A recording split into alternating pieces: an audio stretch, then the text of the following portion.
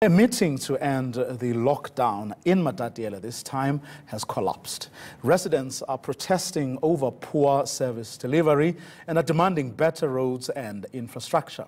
They also want the town to be reincorporated into KwaZulu-Natal. Spamandla Goge spoke to a protest leader about why the meeting broke down. Well, bad news is that constructive engagement or meeting that you have just mentioned collapsed. It only lasted for 10 minutes. The different stakeholders, including the mayor for Matatiele local municipality and protest leaders, they had met to try and find the solution, but they couldn't find each other. They couldn't agree. So that meeting collapsed, which means the strike or the protest action in Matatiele, it continues indefinitely. When I asked those who were in that meeting what happened, why did that meeting collapse, they told me that they are not prepared to listen to the local mayor. They want the MEC for Transport and Roads in the Eastern Cape to come and address them because they feel that the provincial leadership in the Eastern Cape must take over this matter. They say the local authority has failed. So that meeting has collapsed. But right now we are joined by one person who was in that meeting, and that is Mr. Tebogo Stemer, who's one of the protest leaders. But why did your meeting collapse? If you can share with us, because it seems as if you were finding each other. The mayor, when addressing those who were protesting, said, please suspend your strike. Mfakababa, you'll know the mandate that we got from the people is to say all we want and all what we want is the road. So the mayor went there without what we wanted. That's then when we went to the municipality again to tell them that the mandate that we got, after you have went there to tell them how things went, the mandate is just to say we are going to intensify the strike. We are continuing with the protest until government comes and gives us what we want. That's all. But the mayor said the MEC for Roads and Transport in the province has promised to come to you next week with a roadmap and the plan to fix the roads. Why are you not buying that? You'll remember, Monsi, it's been long now engaging with our government. They always do promises and all that, so we don't trust them anymore. Hence, we are saying we are continuing with the strike, we are intensifying it, so that they can see that we are serious about what we want. Some of your members who are protesting, they are calling on President Cyril Ramaphosa to come to Matatiele. I'm actually one of them. I'm part. They sent us to say, it seems as if the president could come down and engage with us and see if we can get to the common ground to say we're getting what we're actually fighting for. But your protest has been characterized by violence. 3 cars were torched belonging to the Provincial Department of Public Works.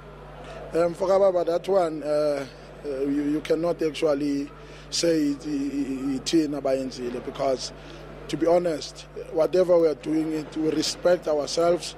We don't fight the road by banning things. Whoever banned there should be brought into book by the law enforcement because the law enforcement was there.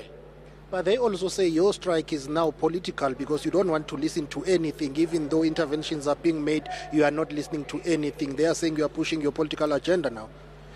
The problem is with politicians, they sometimes, we always say they are liars. And it proves that they do lie because it has nothing to do with politics. Genuinely, all we want is roads. We want roads, no politics in this. What happens now moving forward very quick? Mfokababa, as I said to you, the mandate is to say you are continuing with the protest. We are actually going back home to intensify so that we make sure that the president comes and addresses the issue. Spamandla Goge also spoke to Matatiele Mayor Momele Zimbedla, who's urging residents to discuss possible solutions. I can assure you the economy has suffered a great deal because the economy of Matatiele is only reliant on retail and services. So when the town is shut down like this, there are no services, there is no economy. They are blaming the municipality and the provincial government of not listening to them. They say they've been complaining for a very long time. Well, we are open to such criticism, but in terms of our position, we've been engaging with the community, we've been on their side, engaging with the department as we are doing now. We are with them. We are not on the side of government, but we are leading government at this stage. So we are engaging them to suspend the protest on behalf of the community, the whole community of Matatiele. Then we are waiting for the MEC to come to Matatiele and we resolve this matter. Cars belonging to the Department of Public Works were torched and some property was damaged. Would you say this protest has been violent? Well, it is violent, and the reason what is deadlocking us now is because the department has pulled out its property. It's not that there was no work that was happening. There was work that was happening, but out of that action, which resulted in the cars being torched and the offices, the department decided to pull out the plant. So we're engaging with the community to relax the protest so that the department brings back the machinery and the work starts over. I know you have asked them to suspend it, but where to from here? Because it's clear that they are not taking it. I have told you that from here we're going to the municipality, waiting for the leadership of the protesters. We're going to meet, we're going to resolve this thing. How many roads are we talking about in and around Matatiele? It seems as if it's quite There's many. Talking about close to 300 kilometers of road.